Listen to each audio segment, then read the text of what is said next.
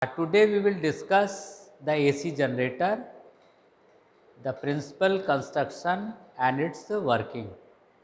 AC generator is a device which convert mechanical energy into electrical energy. The basic principle of this device is Faraday law of electromagnetic induction. Construction wise it is very simple. The device consists the armature, that is the rectangular shaped coil arranged in between the radial magnetic field, and this is the axis of rotation of the coil.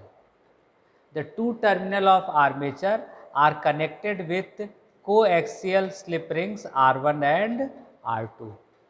The metallic strip B1 and B2 are kept over it to provide connectivity between external circuit and device, and this is the handle, symbolic handle, to provide mechanical energy, and this is the load resistance across which we need alternating voltage.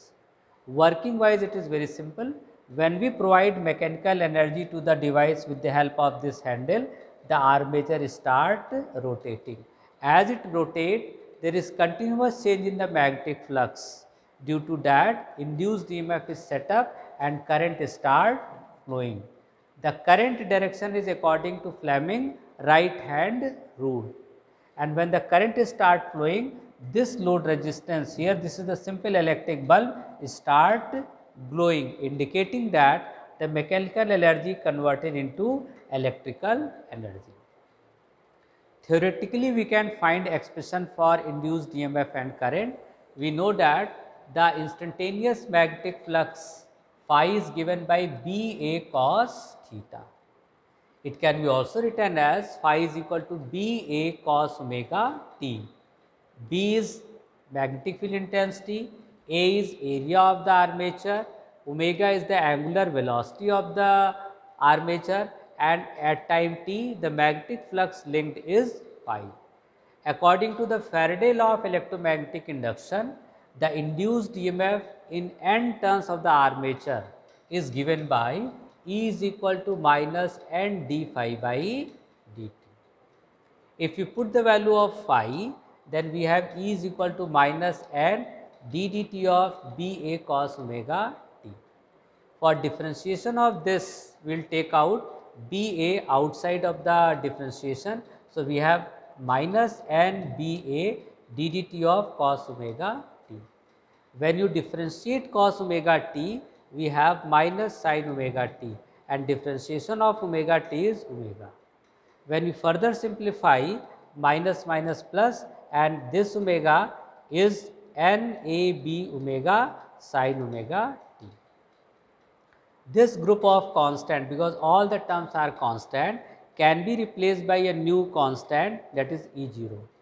This is the maximum value of the induced EMF or amplitude of the induced EMF.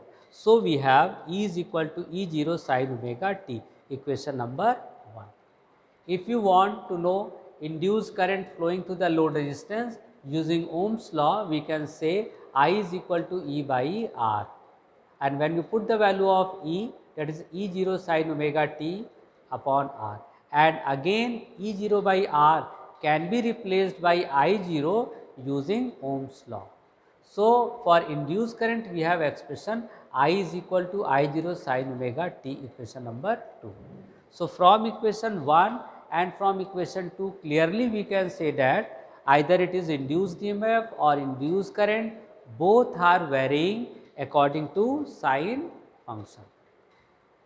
From equation 1, that is E is equal to E0 sin omega t, we can write in terms of frequency, that is E is equal to E0 sin 2 pi n t, and in terms of time period E is equal to E0 sin 2 pi by t into small t. Similarly, from equation 2, we can write expression for current in terms of angular velocity, frequency and time period. For graphical explanation, for variation of induced EMF or induced current in a manner of sine function, we have plotted a graph between time and EMF and current. So, time is along x axis and variation in induced EMF and current along y axis. We have taken some prominent point 0, t by 4, t by 2, 3t by 4 and t. So, if you put the first value t is equal to 0 in this expression, then this term becomes 0, then e is equal to 0 because sin 0 is 0. When you put the next value t by 4 in this expression, capital T by 4, t cancel 2 to the 4 sin pi by 2, that is plus 1 into E0 plus E0, E is equal to plus E0. We have induced EMF maximum at t is equal to t by 4. Similarly, for t by 2, 3t by 4 and t, overall you can say that the induced EMF varying like a sine function within the limit plus E0 and minus E0. Similarly, by pink curve, you can show the variation of alternating current flowing through the load resistance. It also varies like a sine function alternatively within the limit plus I0 and minus I0. In this way, we can explain how this device produces the voltage and current of alternating nature.